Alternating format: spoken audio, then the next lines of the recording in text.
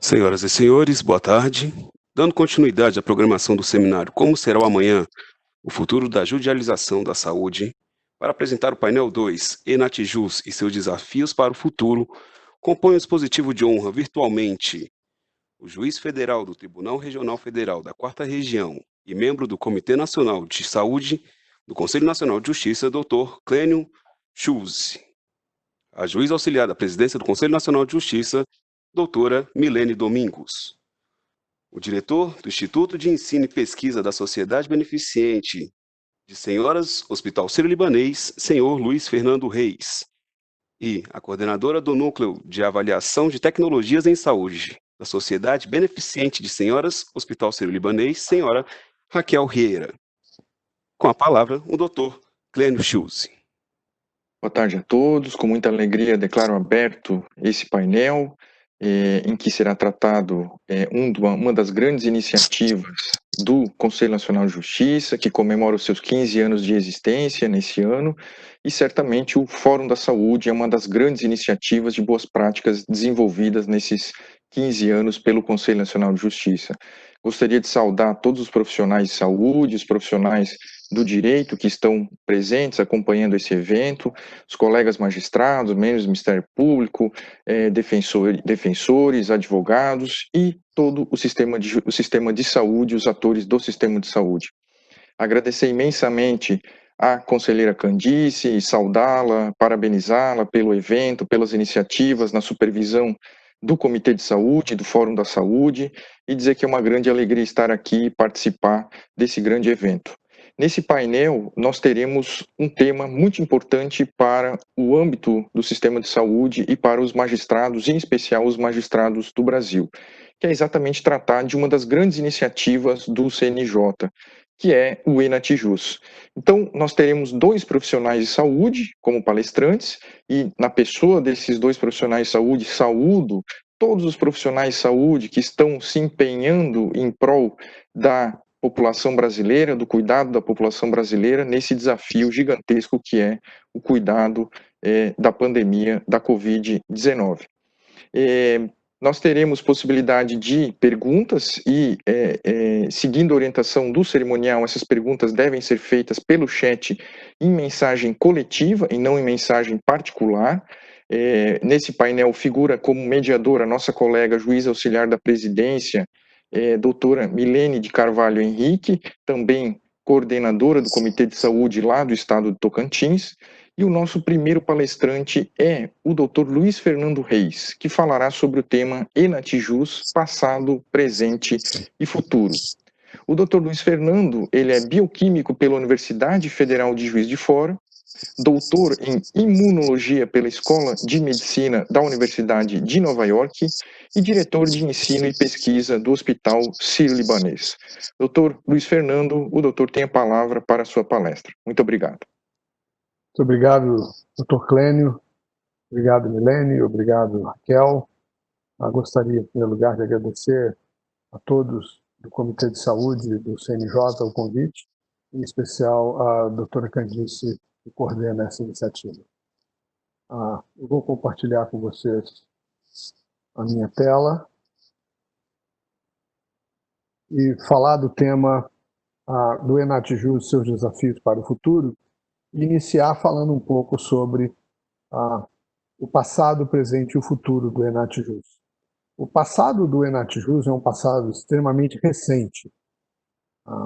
Todo esse esforço, na verdade, surgiu em 2016 por uma demanda do Comitê de Saúde do CNJ, que queria, por meio de um projeto, trazer sustentabilidade e prover o magistrado com uma informação que pudesse pautar as decisões ou dar subsídios para as decisões do magistrado no que diz respeito às melhores evidências das demandas que chegam nos casos de judicialização.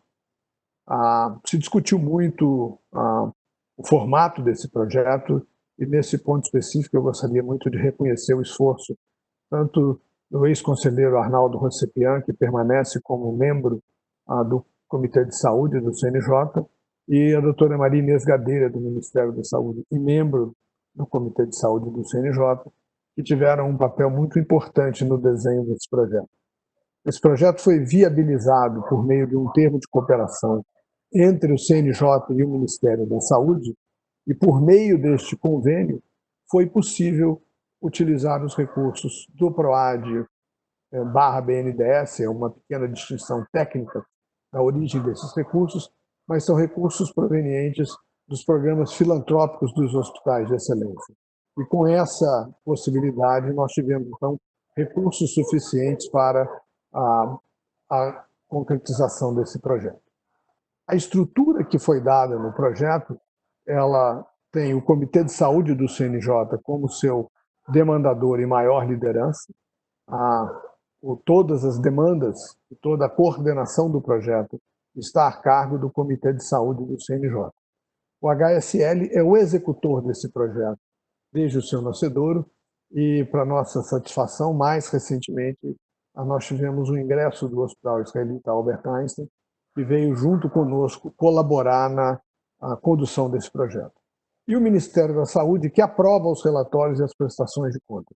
Portanto, nós temos, então, esses três componentes na gestão do programa. O objetivo maior do projeto sempre foi de oferecer ao magistrado a melhor evidência da pertinência pela demanda para a condição do paciente. Sempre muito importante, o nosso grande foco aqui é prover o magistrado com evidências sobre a segurança no processo assistencial em relação à demanda que está sendo feita. E a estratégia que a gente utilizou desde o início é que esse deveria ser um projeto estruturante. Ele não deve ser um projeto em que Sírio-Libanês ou Einstein substituem o papel do judiciário e das suas estruturas para que essas evidências sejam geradas. A gente deve sempre procurar entregar ao CNJ as competências necessárias para que ele possa fazer essa tarefa. No passado, então, esse foi o primeiro desenho que a gente conseguiu colocar juntos para que esse projeto ficasse de pé. O projeto prevê, então, a criação de uma estrutura de um banco de dados. Eu espero que vocês estejam vendo o meu apontador. Esse banco de dados ele fica sempre protegido por um sistema, que é o sistema EnatJus, que funciona na plataforma web. Através desta plataforma web, magistrados podem demandar as suas notas técnicas ou as suas demandas, tanto para o NatJus, que logo no início haviam 5 NatJus, estruturas dentro do judiciário, apoiando os magistrados. E para apoiar esse início de atividade, nós tínhamos os NATs do Ministério da Saúde. Aqui é importante a gente diferenciar os núcleos de apoio técnico do Judiciário e os núcleos de avaliação de tecnologia do Ministério da Saúde. Esses núcleos de avaliação de tecnologia do Ministério da Saúde já estavam afeitos às tarefas de busca de evidências em bases científicas e produção dos pareceres técnicos científicos, então eles foram nossos aliados neste projeto de capacitação. E assim começou os primeiros passos no projeto EnatJus. Como ele se encontra hoje? Hoje, essa é a figura do EnatJus. Nós temos hoje 26 estados já com seus núcleos de apoio técnico ao judiciário. Nós temos, inclusive, alguns estados com seus próprios núcleos estaduais de apoio à justiça estadual. Os NATs do Ministério da Saúde, Núcleo de Avaliação de Tecnologia de Saúde, dentre eles o Núcleo de Avaliação de Tecnologia de Saúde do próprio Hospital Sírio-Libanês, apoiando os NatJus, tanto nas suas demandas de capacitação, também produzindo os PTCs. E mais recentemente, como eu disse, a gente teve a criação do NatJus Nacional, diretamente ligado ao CNJ, que é o papel importante desempenhado pelo Hospital Israelita Albert Einstein nesse projeto. Então, hoje, Sírio e Einstein dividem essa importante tarefa de dar sustentabilidade e de dar perenidade a essa tarefa de formação de competências para apoio ao magistrado. Nós, do Sírio-Libanês, tivemos algumas atividades importantes, como a criação de um curso EAD para a formação, especialmente dos membros dos NatJus. Ao longo de 3 turmas, foram 403 alunos que participaram de um curso de busca de evidências em medicina baseada em evidências para prover os magistrados com essas informações. Hoje existem cerca de 80 PTCs depositados no banco de dados do NatJus, que podem ser consultados por todos, é um banco aberto, essa consulta é pública. Temos os programas de tutoria à distância, os NatJus, quando sentem a necessidade de um apoio, podem recorrer aos NATs do Ministério da Saúde. Hoje são 7 NATs do Ministério da Saúde envolvidos nesse projeto, e esses NATs dão um apoio para o desenvolvimento dessas organizações dos NatJus. E tivemos, durante todo o ano de 2019, um programa de tutoria presencial, em que membros do NATs do Hospital Sírio-Libanês vão até os NatJus para discutir com eles aspectos da rotina, e são seminários que normalmente duram cerca de 2 dias. E, obviamente, o desenvolvimento do sistema eNatJus como um todo. Então, hoje, o eNatJus é uma plataforma web sediada no Conselho Nacional de Justiça, que detém toda a informação, e o magistrado hoje, então, ele pode, ao receber uma demanda, acionar diretamente este banco de dados por meio do sistema e, eventualmente, buscar a evidência que ele precisa para tomar sua decisão. Eu sempre gosto de parafrasear o conselheiro Arnaldo Rossepian sobre a responsabilidade única e exclusiva do magistrado de proferir as suas decisões com total isenção e com total liberdade. Pertence apenas a ele esta prerrogativa. Mas ele pode se utilizar de informações que estão no banco de dados para subsidiar as suas decisões. Caso essa informação não esteja nesse banco de dados, e ela não seja no caso, se for uma petição de urgência ou de emergência, ele pode recorrer diretamente ao NatJus do CNJ, do Hospital Albert Einstein, e, funcionando 24/7, responde diretamente ao magistrado. Se essa não for uma demanda de urgência ou de emergência, o magistrado, e não encontrar essa informação no banco de dados do CNJ, ele aciona o seu NatJus. E esse NatJus, então, vai responder, por meio de uma nota técnica, aquela demanda.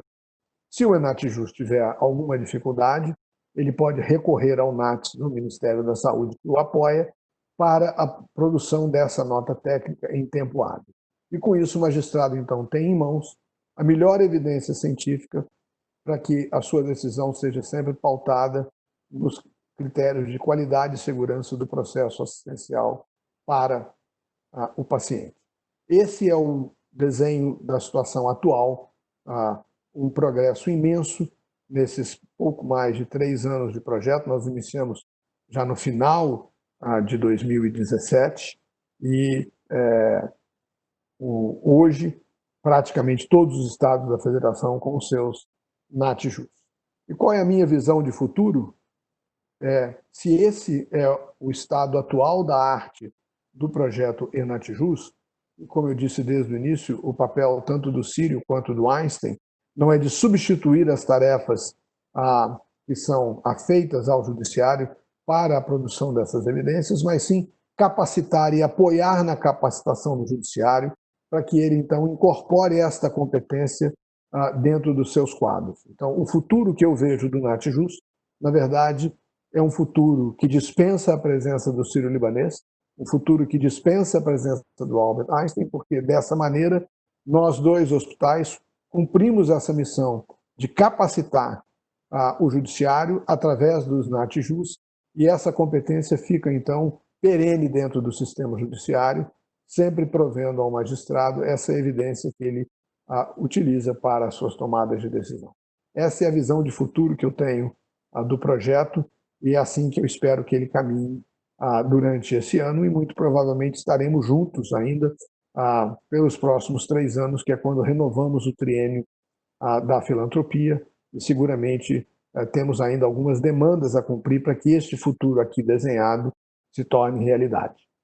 Eu queria mais uma vez agradecer a atenção de todos e o convite para mostrar um pouco dessa visão geral do que é o sistema, e estou pronto para as perguntas e respostas. Muito obrigado, Dr. Luiz Fernando, pela apresentação e a indicação de como será o futuro do Enatijus.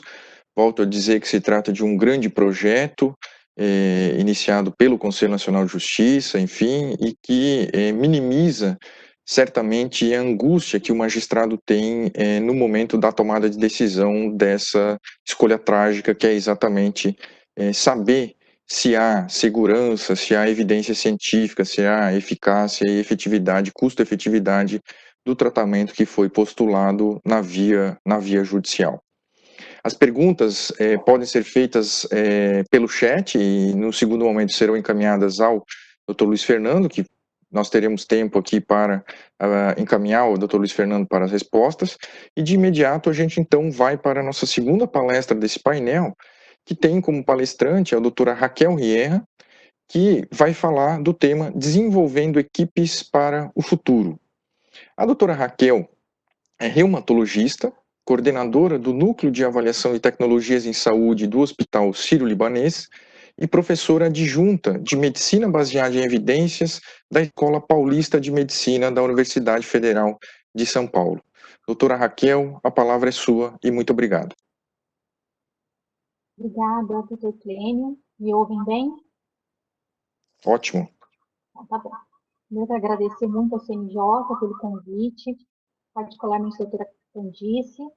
Agradecer também a presença aqui da doutora Milene, do doutor Luiz Reis e do Clênio, para que a gente possa junto debater algumas coisas sobre o futuro da judicialização em saúde do Brasil. Eu vou compartilhar minha tela com vocês aqui.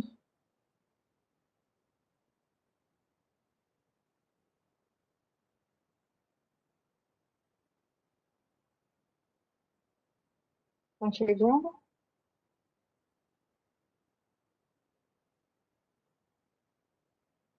Sim? Tela compartilhada. Vamos lá. Então, a ideia é discutir um pouquinho sobre as equipes, desenvolvimento de equipes para o futuro, né? É uma coisa que já aconteceu no passado, foi fortalecida nesse presente e precisa ser aprimorada no futuro. E para começar, eu gostaria de... Deixa eu só passar. Começar falando dos meus conflitos de interesse. Então, assim, eu costumo dizer que eu tenho muito conflito de interesse em estar aqui com vocês hoje, mas esses conflitos são todos não financeiros. Eu gosto muito do que eu faço e estou envolvida com ATS, com medicina baseada em evidências já há alguns anos, 19 anos mais especificamente, e particularmente com o tema de judicialização em saúde. Meu primeiro contato foi em 2009, no primeiro Congresso Brasileiro de Medicina Baseada em Evidências e Direito à Saúde, que aconteceu em Brasília em 2009, então foi um marco na minha vida dentro da ATS e mudou muito a minha maneira de pensar em relação a isso. E eu gostaria de apresentar para vocês hoje um pouco sobre o papel dos núcleos de apoio à tomada de decisão judicial em saúde, como eles precisam ser capacitados ao longo dos anos, para que eles não percam a sua importância dentro do processo de tomada de decisão. Falar um pouco também sobre alguns desafios que nós temos encontrado para que esses núcleos se mantenham capacitados ao longo dos anos. Apresentar algumas propostas para superar esses desafios. Obviamente, alguns deles são mais complexos e exigem algumas respostas mais complexas, mas alguns deles a gente consegue ter propostas viáveis em um curto espaço de tempo. E apresentar um pouco o que o projeto Evidências e as Decisões Judiciais em Saúde tem feito no sentido de colaborar na superação desses desafios.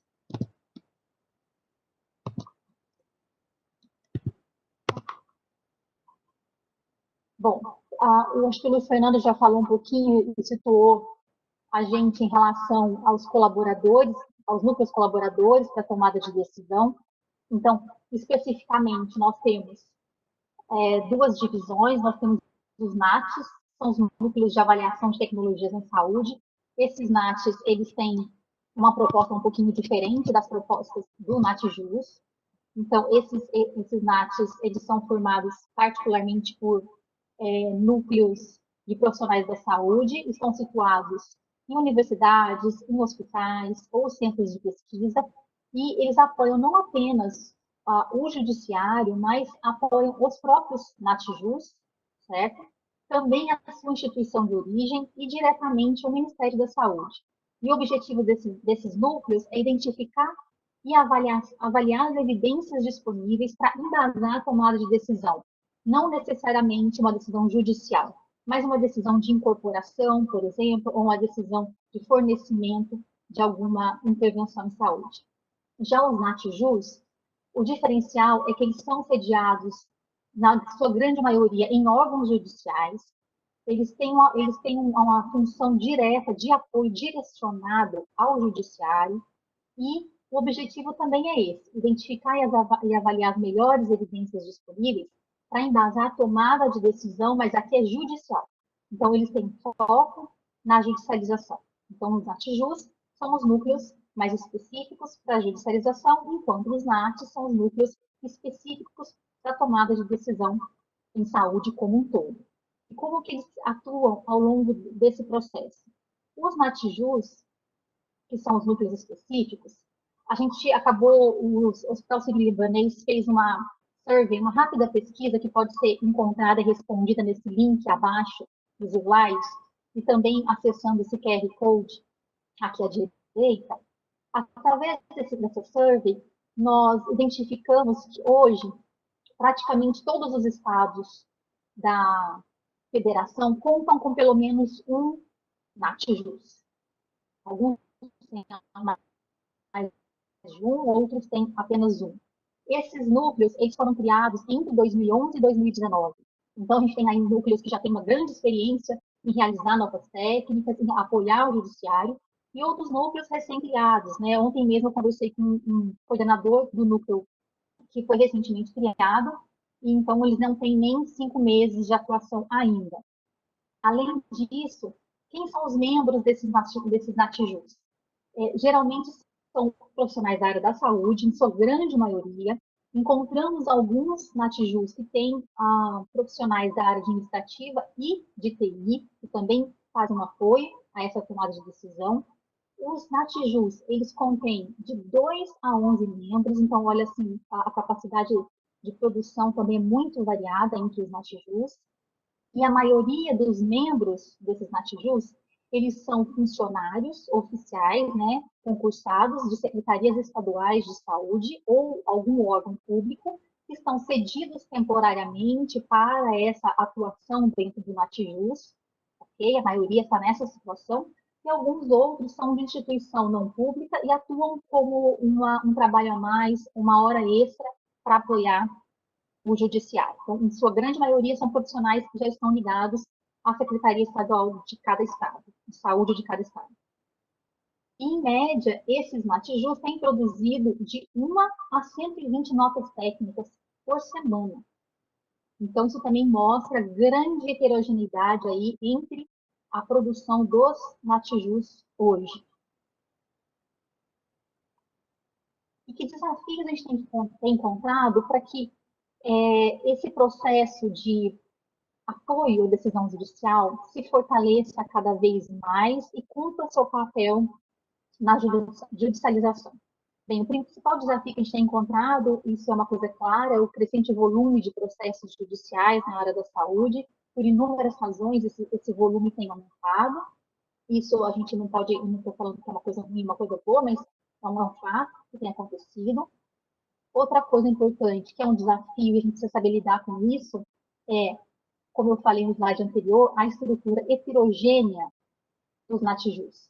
Quando eu falo heterogêneo, eu falo tanto de volume de recursos humanos, quanto de produção de notas técnicas, quanto do processo de produção e da qualificação das pessoas que são membros dos NATJUS. Então, isso é uma heterogeneidade bem importante. E é um desafio a gente ter que lidar com núcleos tão diferentes. Um outro desafio que a gente tem encontrado é que ainda não existe uma comunicação, um compartilhamento de informações bem efetivo entre os NATJUS. Existe uma forma de comunicação entre eles, de trabalho, mas essa comunicação ainda é limitada. Não existe uma rede oficial de comunicação entre eles que poderia facilitar a execução das notas técnicas e na tomada de decisão, por exemplo.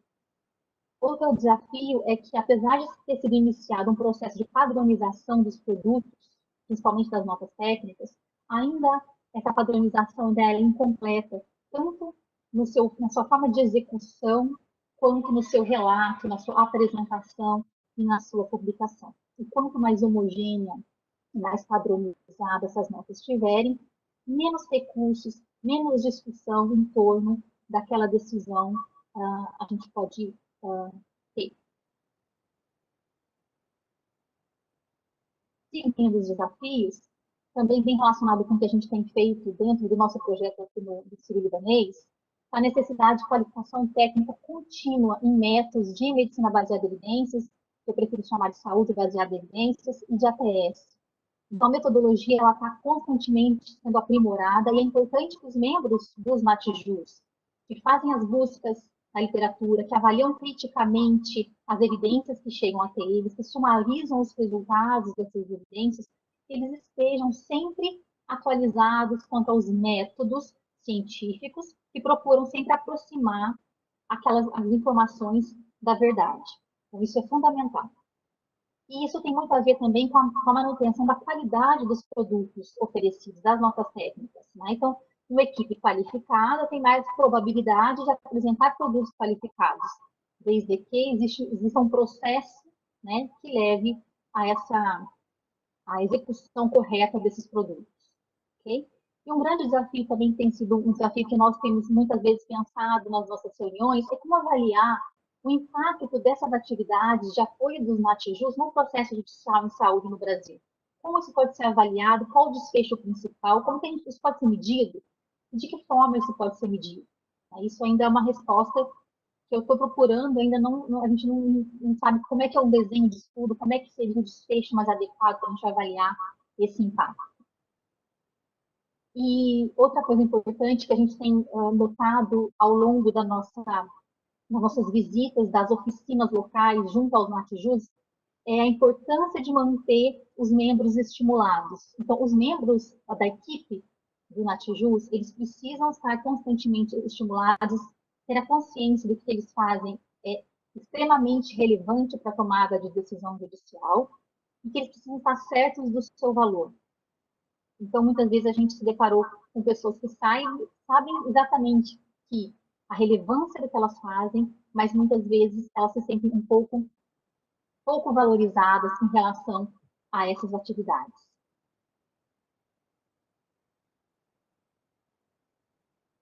E para vencer esses desafios, a gente levantou algumas propostas, algumas delas a gente já vem fazendo ao longo do projeto e algumas outras existe previsão que sejam feitas, mas assim, a gente precisa que exista uma estrutura padronizada para a implementação e funcionamento dos NATJUS. A exemplo dos NATs, né, que já tem a rede brasileira de núcleos de avaliação de tecnologia em saúde, a REBRAT, já existe há alguns anos, a REBRAT ela padronizou vários produtos de entrega de tecnologias em saúde. Então, seria interessante que os NATJUS também pudessem ter essa padronização de produção, de apresentação desses produtos. Uma outra coisa importante que a gente sugere é rediscutir o vínculo dos profissionais. Então, a gente vê que a maioria dos profissionais são profissionais que estão temporariamente cedidos para os NATJUS. Então, será que não seria um momento a gente discutir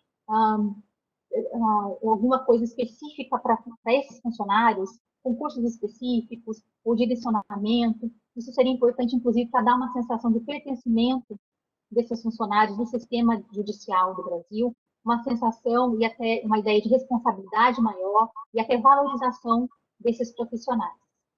E uma outra coisa também que a gente poderia até sugerir é o estabelecimento de uma rede de comunicação formal e acessível entre os NATJUS.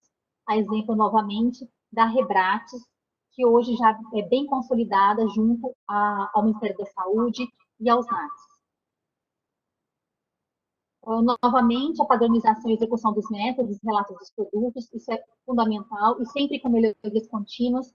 Então, um padrão hoje pode não ser o melhor padrão então as notas técnicas precisam sim ser aprimoradas ao longo do tempo, isso é um processo contínuo, e ações de capacitação contínua das equipes em tópicos relevantes em medicina baseada em evidências, em ATS, hoje mais do que nunca, pensando numa plataforma que seja EAD, que possa ser transmitido esse conhecimento. Outra linha poderia ser também acordos de colaboração entre NATs e NATJUS, no sentido de fortalecer o conhecimento dos dois times, e também parcerias com instituições de ensino e pesquisa que já têm uma bagagem grande em ATS e MBE para dividir com os NATJUS. E, mais uma vez, aqui pensar em estratégias para valorizar a equipe, a relevância do trabalho, reconhecimento da importância do trabalho dos NATJUS junto ao processo de judicialização de saúde. E dentro do nosso projeto de evidências e decisões judiciais, a gente tem tomado algumas medidas que vão ao encontro desses desafios, né? Então, esse é um projeto que tem uma parceria entre o Conselho Nacional de Justiça, o Ministério da Saúde e o Hospital Sírio-Libanês, por meio de uma ação pelo BNDES, e ele inclui várias iniciativas para apoiar o processo de decisão judicial.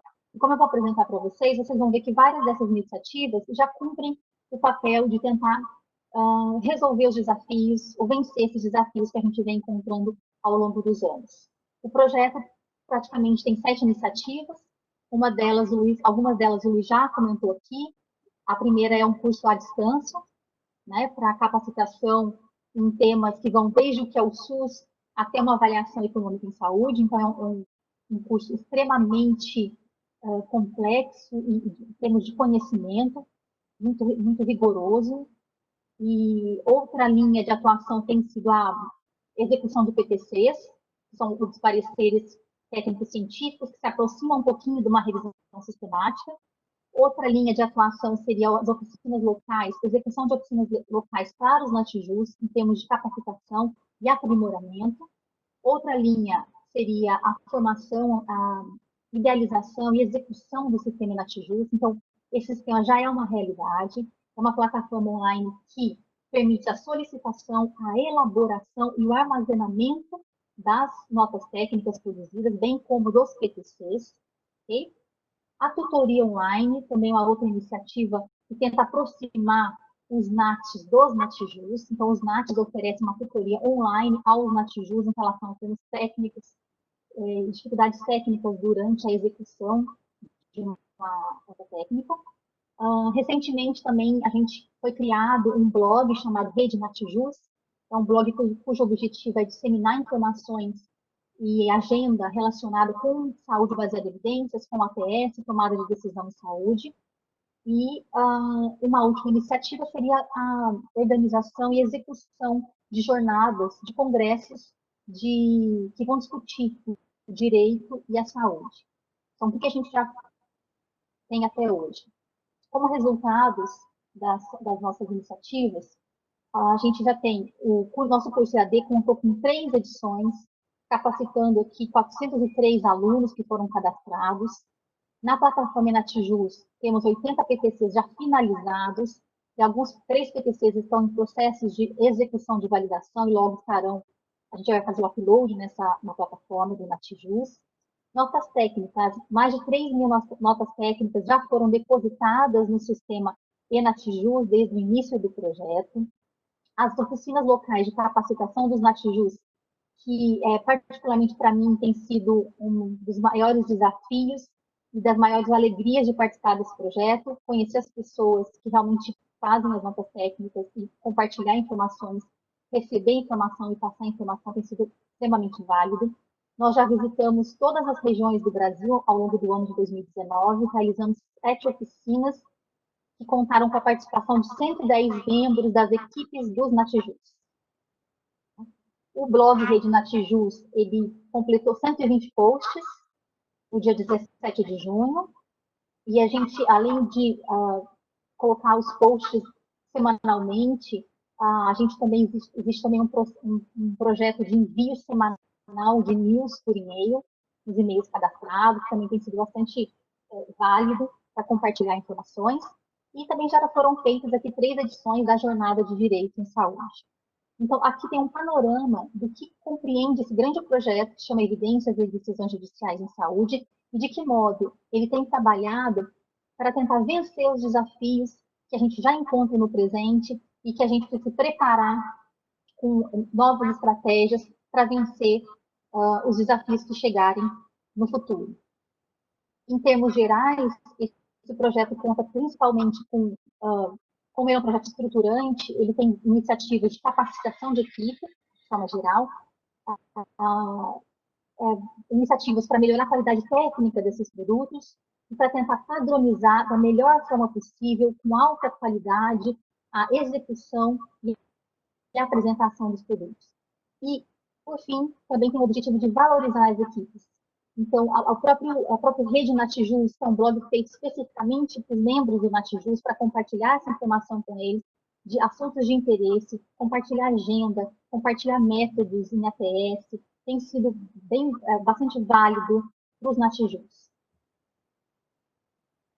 Bom, não poderia deixar de agradecer aqui no final da apresentação a receptividade de todos os Natijus que a gente teve a oportunidade de visitar em 2019. Realmente são pessoas muito engajadas e capacitadas para fazer o que fazem, independente da situação, se são funcionários de secretarias estaduais que estão ali temporariamente atuando, ou se são pessoas que já atuam ali como funcionário específico, são pessoas extremamente capacitadas e engajadas. Não poderia deixar de agradecer essa receptividade ao longo do ano de 2019. Muito obrigada por isso.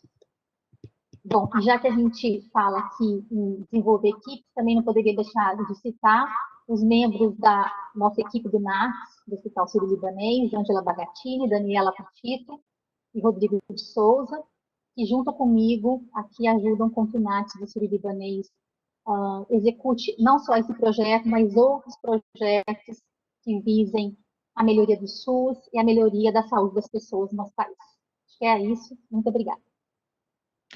Muito obrigado, professora Raquel, pela brilhante exposição, enfim, esclarecendo a todos os participantes desse evento, essas questões inerentes à atuação do Hospital Sírio-Libanês, do Instituto de Pesquisa e Ensino, do hospital, que tem ajudado aí imensamente os magistrados do Brasil, especialmente no que toca a aproximar a magistratura dessas terminologias que são inerentes aos conceitos de avaliação de tecnologias em saúde. Há um autor italiano chamado Davide Servetti, que tem uma obra muito interessante chamada Reserva de Ciência, em que diz que o magistrado, a decisão dele não é constitutiva, ou seja, a decisão judicial não é que vai dizer, ela não vai transformar algo em evidência científica, ela simplesmente vai retratar aquilo que as ciências da saúde já apresentam. Então, a nossa capacidade, a nossa decisão é de cunho declaratório, não é de cunho constitutivo. Então, essas suas palavras, as palavras do Dr. Fernando, amenizam essas dificuldades de decisão, né, do magistrado, possibilitam, inclusive ampliam as possibilidades decisórias, tendo uma segunda ou uma terceira opinião médica, como mencionou no painel desta manhã o ministro Paulo de Tarso Sanseverino, além de tudo de auxiliar na qualificação dos integrantes dos Natijus estaduais, fomentar a análise do conteúdo dessas instituições, como Conitec, outrora muito desconhecida pelos magistrados e agora passa a ser utilizada no vocabulário cotidiano dos magistrados e de todos os atores do sistema de justiça. Então, muito obrigado, doutora Raquel, muito obrigado, doutor Luiz Fernando. Eu vou passar a palavra à nossa colega, a juíza Milene de Carvalho Henrique, que é a mediadora, ela é juíza auxiliar da presidência do CNJ e nossa coordenadora lá, conhecida de todos nós, do Comitê de Saúde do CNJ lá no estado do Tocantins. Doutora Milene, por favor, para a leitura e a apresentação das perguntas aos nossos dois palestrantes. Muito obrigado, doutora Milene. Boa tarde a todos. Estão me ouvindo? Sim.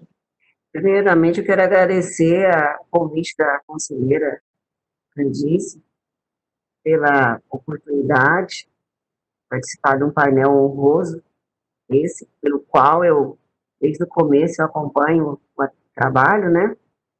Agradecer os palestrantes, Clério, Luiz Fernando, a Raquel Vieira, conheço todos pessoalmente, né, na luta da saúde, e curiosamente não tem perguntas, eu acho que o tema é muito novo. Opa, Apareceu uma aqui, ó, nesse minuto. Eu já vou fazer, talvez, para o doutor Luiz Fernando. Assim, a plataforma do ENATJUS está sendo adaptada para ser elaborada uma nota técnica para mais de um medicamento ou procedimento na mesma nota? Essa pergunta vem do estado do Tocantins, do ENATJUS do Tocantins. Aí, doutor Luiz Fernando ou doutora Raquel, qual se quiser responder? Uma nota técnica, ela responde a uma demanda específica. Os campos foram desenhados em conjunto com os membros do NATES e do NATJUS, num dos nossos primeiros encontros. Ela requer um grau de especificidade bastante grande para que a gente tenha objetividade na busca da evidência e na celeridade da resposta ao magistrado. Então, se forem combinações de medicamentos que visam o mesmo tratamento, ela vem como uma nota técnica, mas se forem associações distintas de medicamentos visando usos independentes em diferentes momentos, ela deveria vir com diferentes notas técnicas. A nota técnica é bastante específica para uma dada demanda que chega ao magistrado. Talvez Raquel queira complementar a resposta. Sim, eu acho que a pergunta do ENATJUS do Tocantins, né, foi muito pertinente, e isso é uma demanda que a gente vem encontrando ao longo das nossas visitas de oficina, que às vezes para um determinado paciente, né, porque a nota técnica, a gente deve lembrar que a nota técnica ela é feita para um indivíduo específico, diferente do PTC, que avalia a tecnologia para determinada doença, então a nota técnica é individualizada. Então, o que acontece é que muitas vezes o paciente, para ele é solicitado uma associação de intervenções, né? Então, às vezes, 2 drogas ou 3 drogas para determinada doença, para uma única doença. Então, hoje, no nosso sistema, ainda não é possível você colocar mais de uma tecnologia para cada nota técnica. Mas, como essa é uma demanda que vem sendo frequente ao longo do uso do ENATJUS, né? O ENATJUS é uma plataforma que está em constante mudança, essa solicitação já está sendo avaliada para que possa ser incorporada numa próxima atualização. Mas o que o Luiz falou também tem todo sentido, porque no sentido do PTC, realmente, ele é bem determinado para uma única tecnologia. Para a nota técnica, isso pode ser adaptado, e eu acho que é uma boa pergunta, e está aqui no nosso radar para a próxima atualização, certamente. Tem uma outra pergunta do Dr. José Erce Ponte. Ele quer saber se esse curso EAD de evidência científica é acessível aos magistrados, onde, quando e como. Eu já fiz o curso e é realmente muito difícil, mas foi assim, uma experiência muito boa, aprendi demais, sofri muito, mas aprendi muito. Foi assim, uma verdadeira mudança de paradigma no meu jeito de entender sobre várias situações da saúde. Foi excelente, vale a pena fazer. Esse curso nós oferecemos 3 turmas e neste momento não temos uma turma aberta. Talvez possa ser uma pauta para o próximo triênio, se existir a demanda, se a gente deve ou não abrir novamente esse curso. Inclusive, a experiência do curso e os resultados alcançados foram preparados numa publicação científica, e o grupo de pessoas que organizou o curso, tutores e os docentes do curso, estão publicando um paper sobre essa experiência, mostrando exatamente isso que a doutora Milene acabou de dizer, do impacto que a gente claramente conseguiu perceber do curso na evolução dos nossos objetivos. Então, infelizmente, a resposta neste momento é: não temos o curso aberto nesse momento, mas sim, se e quando ele estiver aberto, ele é acessível a magistrados. Aliás, houve inclusive convênios para tornar isso possível, não só para os membros do NATJUS, e deverá ser amplamente divulgado se isso vier a acontecer. Tem uma pessoa que quer fazer mais uma pergunta, mas não escreveu, aqui está perguntando. Como vocês avaliam notas técnicas do NATJUS nacional? deixa eu ver se eu estou entendendo a pergunta. Nacional, que responde de forma... Já passou para frente, só um minutinho. Como vocês avaliam notas técnicas no Enatjus Nacional que responde de forma contrária aos pareceres do Enatjus e da Conitec? Olha, a gente tem que tomar muito cuidado aqui para não interpretar coisas distintas da mesma maneira. Os pareceres técnicos, os PCTs que estão depositados no banco de dados, é fruto de uma pergunta que a gente chama de uma pergunta pico, de uma dada tecnologia para uma dada situação em saúde. O parecer, ou uma nota técnica emitida pelo Enatjus Nacional, pelo Hospital Albert Einstein, se foi emitido pelo Einstein, é porque era um caso de urgência ou emergência para aquela dada situação. Então a gente tem que tomar muito cuidado para não achar que, eventualmente, coisas que se parecem díspares, dada a situação daquele paciente naquele momento, é possível que a situação dele mude em relação ao próprio teor do PTC que está lá dentro. Então a gente tem que tomar muito cuidado para não achar que tem discrepâncias. São coisas distintas. A nota técnica emitida pelo Hospital Albert Einstein é numa dada situação de emergência ou urgência. E nisso, obviamente, se leva em conta a situação do paciente naquele dado momento.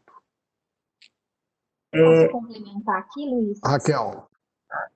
Em relação às notas, eles compararam também com os produtos da Conitec, né?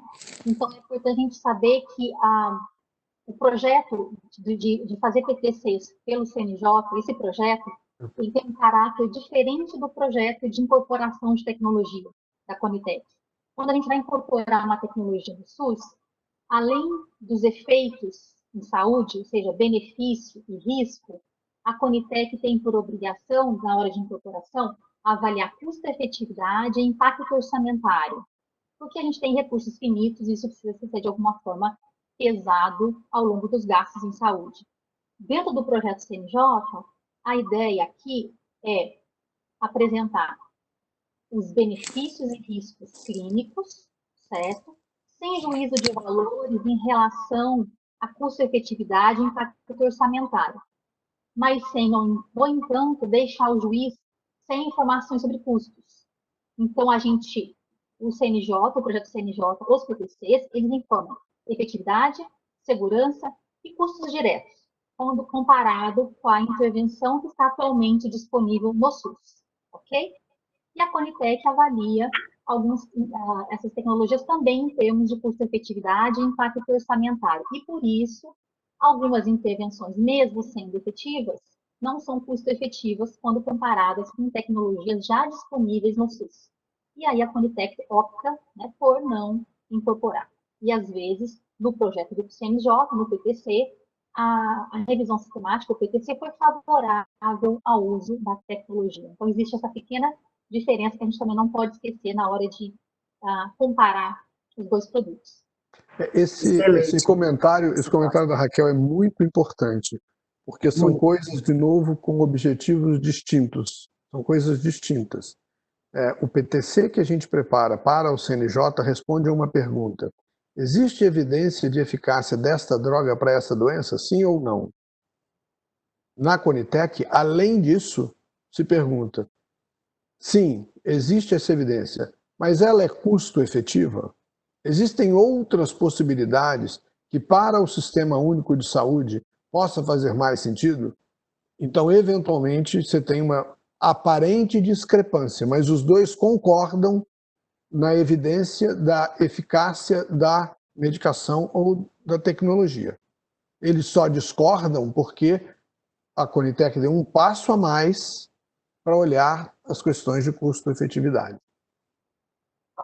Olha, tem uma pergunta aqui que é bastante simples, mas eu acho bastante importante. Que tem uma pessoa que fala que como ele consegue entrar no Enatjus para conseguir fazer essas perguntas, para ter a nota técnica. né? Então, ele entra na plataforma, mas ele não consegue. Então, se pudesse explicar como que o magistrado consegue fazer essa consulta no Enatjus para uma nota técnica.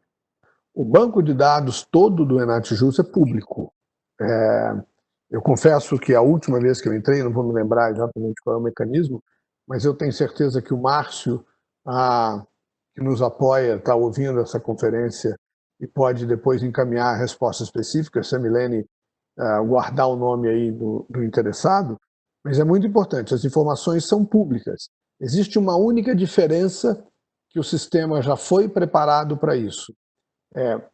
Se aqueles envolvidos numa dada demanda judicial acessam aquela demanda, eles têm acesso a toda a informação, inclusive o nome do paciente. Mas por questões de segurança e sigilo que preservam a identidade do paciente, se eu entrar no Enatjus hoje, eu consigo olhar para notas técnicas, mas o nome do paciente não passa, eu não tenho acesso ao nome do paciente. Então, o sistema já foi desenhado para preservar a identidade. É a única restrição que o acesso público determina no acesso às notas técnicas. Fora isso, ele é de público, ele é de livre acesso e todos devem conseguir. Ele ainda complementa que saber como o magistrado pode solicitar uma nota técnica no Enatjus ou através do Enatjus. Nas nossas primeiras reuniões, nós elaboramos 2 documentos que já foram revistos, depois foram melhorados e foram aprimorados, que um é um pedido de nota técnica. Então, chega a demanda para o magistrado, ele preenche um pequeno documento descrevendo qual é a situação do paciente e qual é a tecnologia solicitada. E ele encaminha isso via sistema Enatjus para o seu Natjus. E o Natjus prepara esta resposta. Agora, ele pode buscar no banco de dados do Enatjus, eventualmente, se aquela resposta já está disponível. Eventualmente, para aquela pergunta específica, ou já houve um caso semelhante, já tem uma nota técnica, ou já tem um PTC que responde aquela pergunta de maneira mais ampla, e o magistrado pode se valer daquele PTC para tomar sua decisão. Então, o magistrado também avalia, trabalha dentro do sistema via Enatjus, tanto solicitando uma nota técnica, quanto buscando a evidência dentro do banco de dados. Tem uma... Já esgotou o tempo, Clênio? Mais 5 minutos, Milene. Aqui uma pergunta que pode auxiliar as pessoas que estão assistindo, que ele pergunta se os pareceres do... Ele escreveu NAT, agora imagino que é Natjus, ou dos PTCs, leva em consideração os protocolos de saúde das secretarias estaduais e municipais? Raquel. Vamos lá. Os PTCs, eles são uma síntese de evidência. E para fazer uma síntese de evidência, a gente se baseia nos estudos primários. Tá? Então, assim, as diretrizes de atendimento local, elas não são uma fonte de atendimento de evidências primárias. Elas vão usar estudos clínicos para serem feitas, certo? Então, para a gente poder fornecer uma evidência confiável, eu tenho que ir direto na fonte original. Tá? Eu não sei se foi exatamente essa pergunta, mas na elaboração de qualquer síntese de evidência em saúde, a primeira premissa é começar com os estudos primários. Então, o que eu acho que é importante, me parece importante para essa resposta, é que a própria política da Secretaria de Estado da Saúde se vale da evidência primária. Então, tanto o PTC quanto a política da Secretaria Estadual de Saúde usam a mesma fonte, que é a fonte primária da evidência, para tomar suas decisões, ou chegar às suas conclusões. Aqui vai dar tempo mais uma. Gostaria de saber se o sistema Enatjus identifica medicamentos ou tecnologias discutidas em ações coletivas, ou se de alguma forma existe levantamento nacional de medicamentos ou tecnologias demandados em ações coletivas. Talvez eu passe essa pergunta para você ou para o Clênio. O presidente da mesa tem toda a honra. Milene, eu acho que encerramos as perguntas, é isso? Eu não daria... Encerramos. Os PTCs, só para responder, né?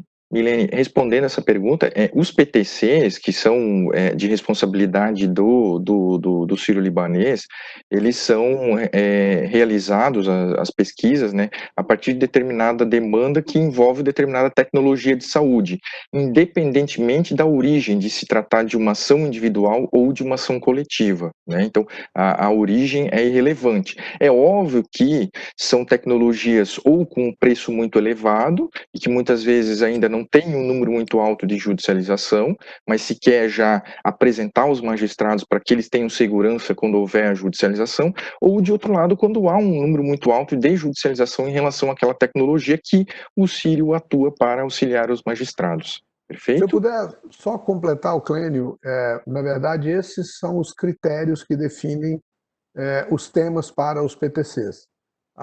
Com o levantamento feito pelo CNJ, aquelas tecnologias que representam o maior volume da judicialização no país são selecionadas para os PTCs. Porque, como você bem disse, Clênio, os PTCs se adiantam a uma dada nota técnica ou uma demanda. Então, o critério para se preparar um PTC é uma tecnologia emergente, que a gente sabe que pode eventualmente desencadear um grande número de judicializações, ou aquelas em que a gente já tem um grande número de processos na justiça e que a gente tenta responder de uma maneira mais global, independente se é uma ação coletiva ou uma ação isolada. O Clênio, talvez a gente sugere para eles fazerem as perguntas, a gente deixar aqui no chat, se alguém quiser se identificar o e-mail para responder, porque agora apareceram, no segundo momento, que agora apareceram muitas perguntas, assim, muitas. Tenho o maior prazer em responder todas por e-mail. Se puderem, quem fez, colocar o e-mail aqui para depois responder, né? Tá. Acho que o cerimonial do CNJ consegue, porque a gente tem que cadastrar o e-mail para conseguir entrar.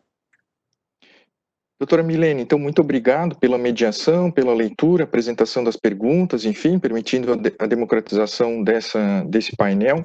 E para encerrar, nós temos ainda 2 minutos. Eu gostaria só que o doutor Luiz Fernando e a professora Raquel, ambos, fizessem uma rapidíssima consideração sobre os seguintes pontos.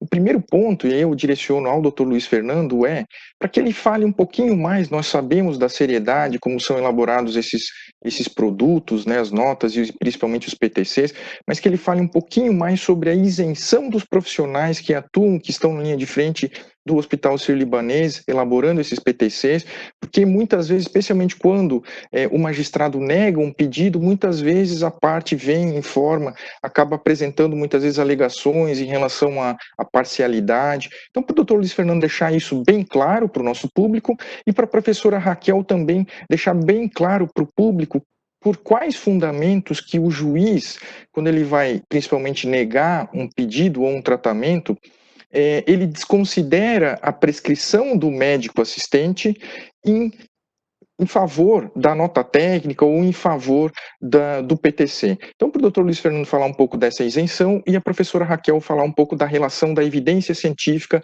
que acaba não acolhendo a proposta apresentada pelo médico prescritor. Por favor. Muito obrigado, Clênio. Esse é um tema bastante relevante. O Hospital Sírio-Libanês, assim como o Hospital Israelita Albert Einstein e os profissionais que estão trabalhando nesse projeto, eles buscam apenas e tão somente a melhor evidência científica. Como a doutora Raquel disse, a fonte de trabalho que nós temos é a evidência científica.